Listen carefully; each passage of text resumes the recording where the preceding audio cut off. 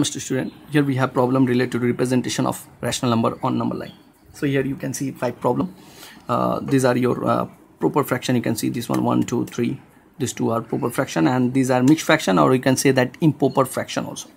Okay, but right now it is given in mixed fraction.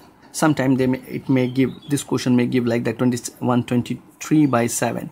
So in that case what we're going to do, we'll convert into mixed fraction and then we'll proceed. Remember, it will be very much easy for us for going this one. If we choose this one, it will be hectic for you, it will take lots of time. So here the first one, how we're going to represent this 2 by 3. So we will take a number line using your ruler. After that our target is 2 by 3. So it is already in positive sign is there, that means we'll go positive direction. So this is your 1 by 3, 2 by 3 and 3 by 3. Do not write 3 by 3, just you write here 1. 3 by 3 will give you 1, and then 4 by 3 and the 5 by 3, and then 6 by 3 will give you 2.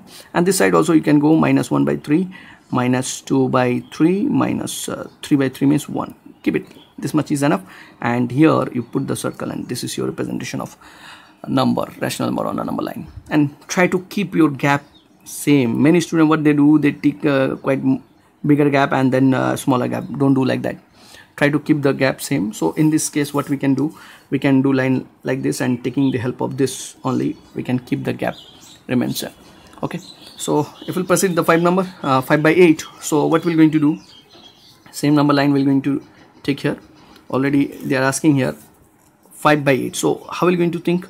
So take here 1 by 8. Remember, your denominator will give you your target. Like here 5 by 8, that is will go for 1 by 8. And then how many we need here? 1, 2 by 8. 2 by 8 you can write 1 by 4 also, but you can keep it here 2 by 8, no problem.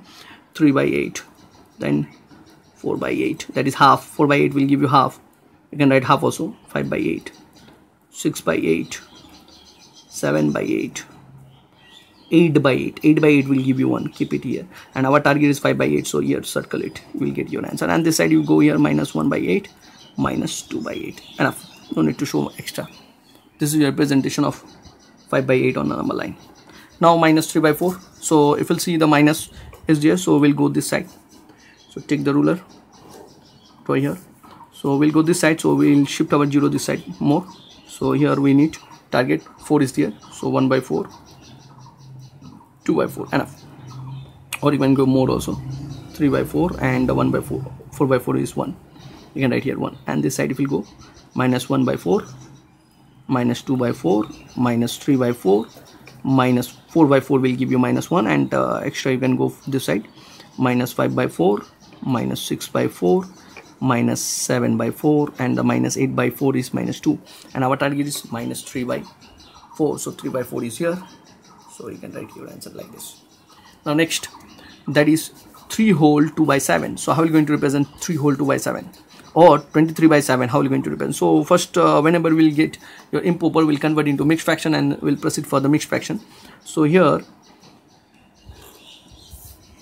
in this case what we're going to do, we'll shift this side. Why? Because this is positive. 3 whole 2 by 7 is a positive, so we'll take our 0 this side a little bit. So we'll keep gap little more. Okay, 1, 2, 3, 4. Why, sir? Because see here it is written 3 whole, means 3 will be totally completed. After that the number lie between your 3 and 4. So number will lie between 3 and 4. And you can see here 2 by 7. So forget about 3. Now our target is 2 by 7. To 2 by 7 you can see, that means we'll break here 3 to 4 in 7 part. To break this 3 and 4 in 7 part, we'll cut by 6 number. Okay, so how are you going to cut? Take your own gap, 1, 2, 3, 4, 5, 6. Now we count how many gap are there. 1, 2, 3, 4, 5, 6, 7.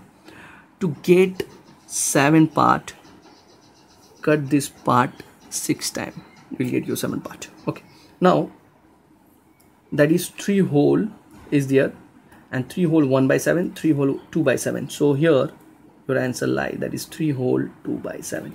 If the question will ask 3 whole 5 by 7, so you can see that this is 3 whole 1 by 7, 2 by 7, 3 by 7, 4 by 7, 5 by 7. This will be your 3 whole 5 by 7.